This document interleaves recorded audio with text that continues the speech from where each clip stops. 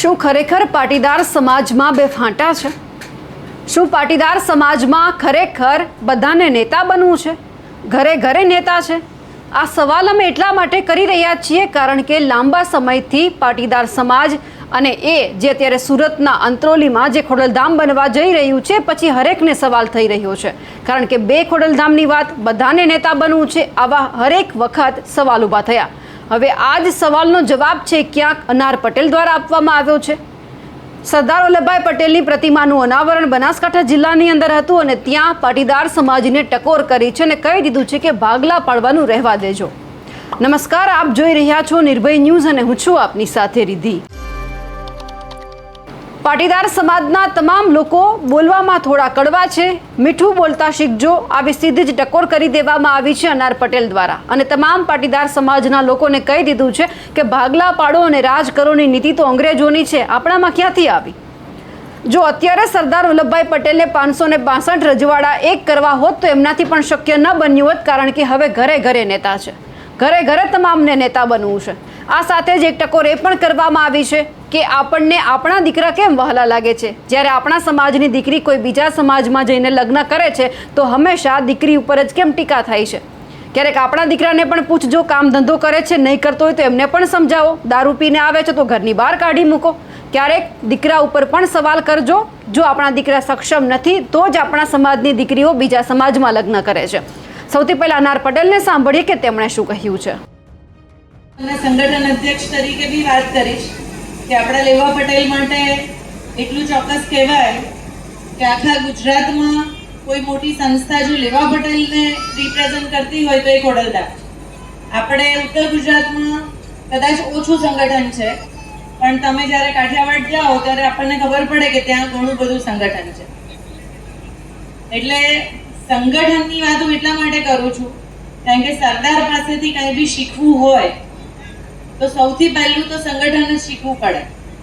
અત્યારનો જે મીડિયાનો જમાનો છે ને, આપણે આખો દિવસ સોશિયલ મીડિયા ઉપર બેઠા હોઈએ છીએ અને ટીવી ચેનલો સાથે આપણે બેઠા હોઈએ અને જે દુનિયાભરની વાતો લઈને આપણી પાસે આવે કે ના આવે, અને અત્યારે આપણા મગજ જે રવાડે ચડે છે, જો સરદાર અત્યારે હોત ને તો 562 રજવાડા ભેગા ના કરી શક્યા હોત. લાગે છે એવું? સાચી વાત છે ને? એમને અઘરું પડી ગયું હોત કારણ કે અત્યારે ઘેર ઘેર નેતા છે, અત્યારે ઘેર ઘેર બધાને મોટા થવું છે. સંગઠનની વાત આવે ત્યારે બધું ભૂલી જવું પડે. કાલે જ એક બહુ સરસ મારી દીકરીની ફિલ્મ આવી છે કૃષ્ણ અવતાર, તો એ હું જોતી હતી. એમાં એટલો સરસ કૃષ્ણ ભગવાનનો ડાયલોગ હતો કે પુરુષ અહંકાર અને સ્ત્રી જો ઈર્ષા છોડી દે ને તો એનાથી રૂડો સમાજ કઈ બની જ ના શકે. આપણે કામ કરવા માટે આપણે ભેગા થઈએ કારણ કે હવે એની જરૂરિયાત છે. આંદોલન આપણે કર્યા, આંદોલનના સમયે આંદોલન હોય પણ આંદોલન પતે પછી સેવા જ હોય અને સેવા હોય ને એ કર્મ સાથે જોડાયેલું છે.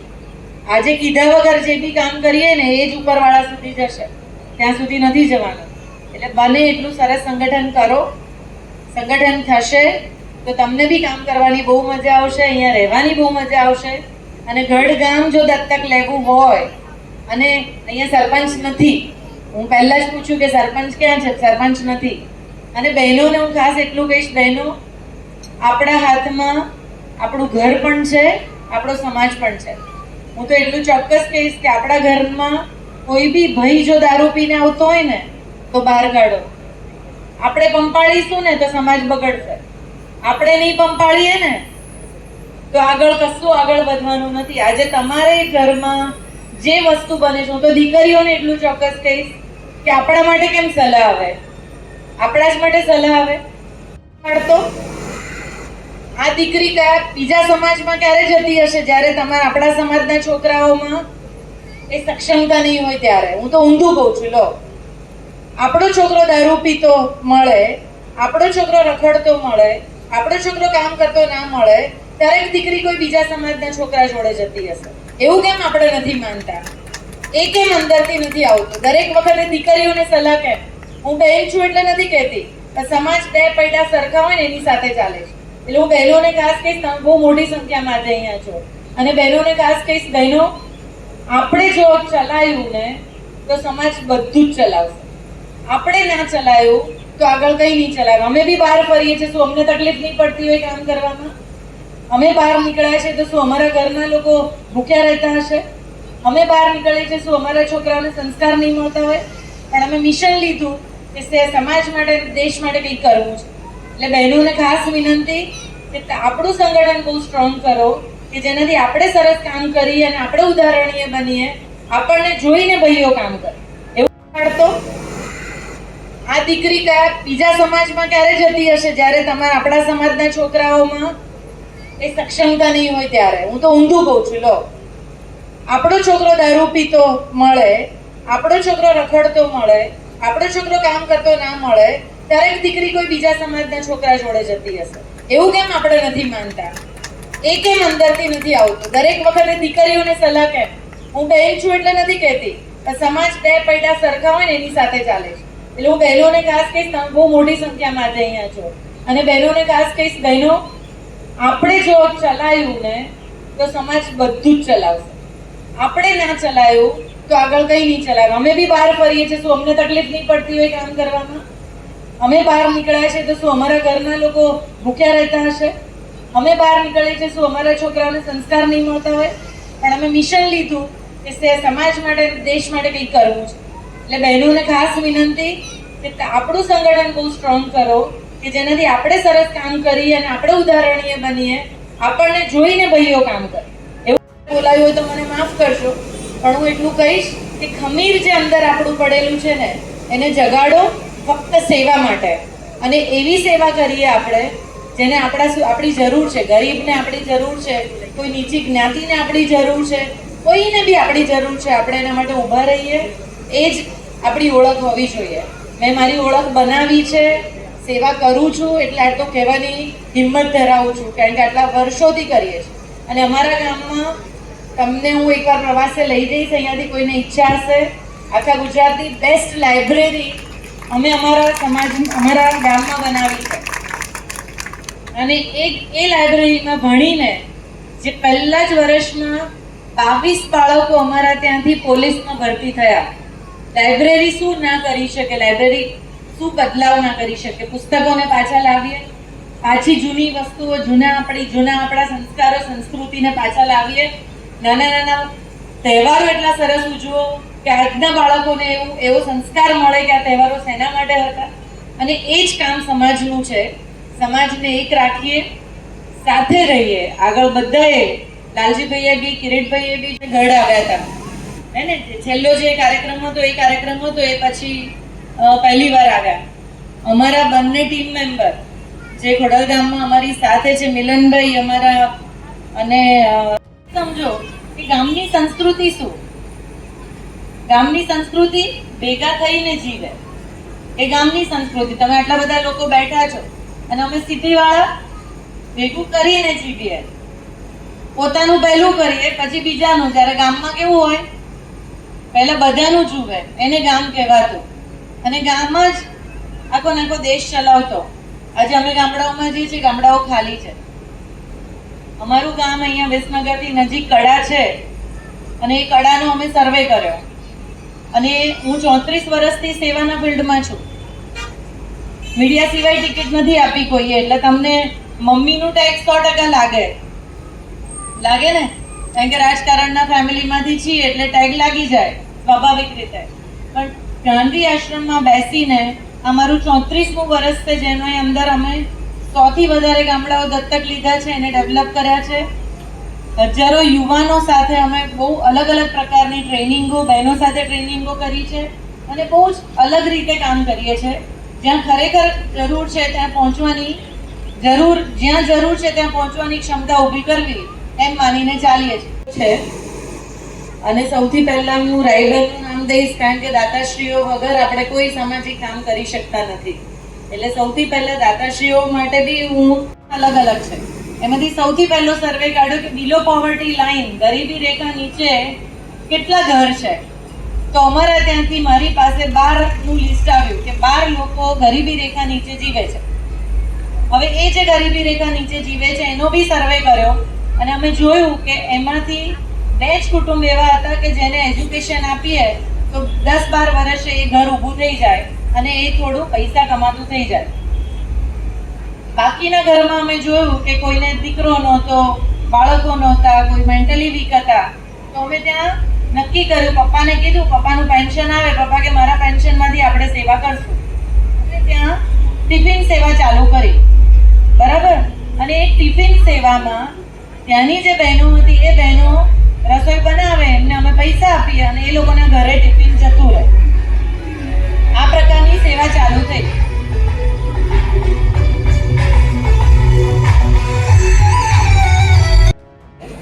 સરદારની પ્રતિમા કેટલી મોટી બની છે, આખું વર્લ્ડ જોવા આવે છે અને એનું પ્રાઉડ આપણને, એનું અભિમાન હોવું જોઈએ એક પટેલ તરીકે, એક આપણા ગુજરાતી તરીકે. હું એવું માનું છું આપણા ગુજરાતી તરીકેનું બી પ્રાઉડ હોવું જોઈએ. એક એવો ગુજરાતી પાક્યો કે જે ક્યાં જઈને બેઠો છે કે આખા વર્લ્ડમાં મોટામાં મોટું સ્ટેચ્યુ એનું બન્યું.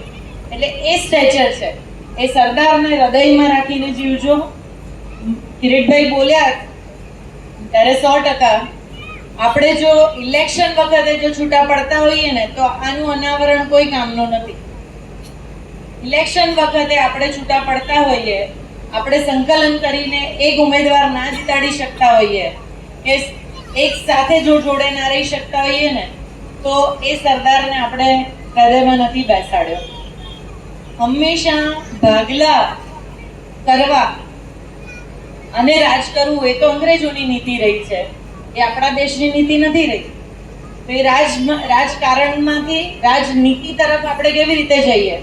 હું એવું નહીં કહું કે બહુ મોટા રાજકારણની વાત જ છોડી દો, આપણે ગામના જ રાજકારણની વાત કરીએ, આપણા અંદર પડેલા રાજકારણની વાત કરીએ, આપણા ઘરમાં પડેલા રાજકારણની વાત કરીએ તો એને આગળ લઈને જઈ શકીશું. એટલે તમારું ગામ કેટલું સુંદર ગામ છે, પહેલા તો તમને બધાને વિચાર આવ્યો એ જ બહુ મોટી વાત છે. એ સૌથી પહેલું પગલું કે તમે સરદારને સાક્ષીમાં રાખ્યા, એટલે એ તો એ બહુ મોટું કામ કર્યું કે તમે અહીંયા પ્રતિમા મૂકી. બીજું કે આપણે સંગઠન કેવી રીતે સારું કરી શકીએ, ગામ માટે મારું ઘર એ ભાવના કેવી રીતે તમે ઊભું કરી શકીએ. કારણ કે સરદારના દિલમાં તો મારો દેશ, મારું ભારત, મારું ઇન્ડિયા, એટલે એ ભેગું કરી શક્યા. તો મારું ગઢ કેવી રીતે બને, અહીંયા અમે બધા બેસીને કહીશું કે તમે અહીંયા જોડાઓ, તમે અહીંયા જોડાઓ, તમે અહીંયા જોડાઓ. ખાલી ગઢ ગામ એકબીજા સાથે જોડાય ને તો બી બહુ મોટું કામ થશે. અને અમારા જેવા જેને ખાલી સેવા કરવી છે એ સીધા તમારી સાથે જોડાઈ શકશે. અહીંયાથી તમે કહેશો કે અમને સજીવ ખેતી શીખવાડો તો અમે રેડી. અહીંયા કોઈ દીકરીઓ એમ કહેશે કે અમને આ સ્કિલ ટ્રેનિંગ કરવી છે તો અમે રેડી. અહીંયા વૃદ્ધો એમ કહેશે કે અયોધ્યા દર્શન કરવા જવું છે, બનારસ દર્શન કરવા જવું છે, રેડી. અહીંયા બાળકો માટે તમે નક્કી કર્યું કે જે લોકો ગામમાં રહે છે, જેના બાળકો ગામમાં નથી રહેતા, એવા વૃદ્ધો માટે આપણે આખી સેવા ચાલુ કરીએ. આજે ત્યાં 100 થી 125 વૃદ્ધો આવી ઘરે રસોઈ નથી બનાવતા, એ ત્યાં રસોડે આવીને જમે છે. સરકાર જે ભેગું કરવાની વાત કરતા હતા ને, હવે રજવાડા નથી, હવે આપણા મગજના રજવાડા છે કે જેને આપણે ભેગા કરવાના. સરદાર તો સિમ્બોલિક થઈ ગયા, હવે હતા અને થઈ ગયા. હવે બીજા સરદાર પેદા કરવા ને એ અઘરી વાત છે. હવે સરદાર ક્યાં છે? આપણા હૃદયમાં બેઠા છે ને, હૃદયમાં. અને પટેલ, આપણે પટેલ સમાજ કહીએ તો પોલીસ પટેલ કહેવાતા. એમાં જ્ઞાતિ નહોતી, એમાં સ્વભાવ હતો કે કોઈ બી જ્ઞાતિનો વ્યક્તિ સેવા કરે, હૂંફ આપે, કોઈના માટે ઊભો રહે તો એને પોલીસ પટેલ ગણાતો. એમાં જ્ઞાતિ નહોતી ગણાતી. આપણે તો પટેલની લઈને પટેલ બની ગયા, પણ એ જ્ઞાતિ નહોતી ગણાતી. આ શું ગણાતું હતું? સ્વભાવ. અને એ હૃદયમાં આપણે સરદારને જ્યાં સુધી હૃદયમાં નહીં બેસાડીએ ને ત્યાં સુધી આપણે એમને સમજી નહીં શકીએ. કોઈના માટે ઊભા રહેવું, કોઈના માટે સેવા કરવી. સૌથી પહેલા જ્યારે સરદાર ગાંધીજીને મળ્યા, અને જ્યારે ગાંધીજીને મળ્યા ત્યારે સરદાર બહુ ફેન્સી હતા. સરદાર પાસે અઢળક પૈસા હતા, એ પોતે એડવોકેટ હતા, ભણેલા હતા. અને એમણે ગાંધીજીની સાદગી જોઈ, એમના દેશ માટેની એમની દાદ જોઈએ. ગાંધીજી જોડે રહીને અને સરદારે બધું છોડી દીધું, બધું દેશને આપી દીધું, બધું સમાજને આપી દીધું. આપણે સમાજને ના તોડીએ, આપણે સમજીએ કે સમાજને તોડવાવાળી વ્યક્તિઓ કોણ છે અને કોણ કેવી રીતે એની વચ્ચે ભૂમિકા ભજવે છે.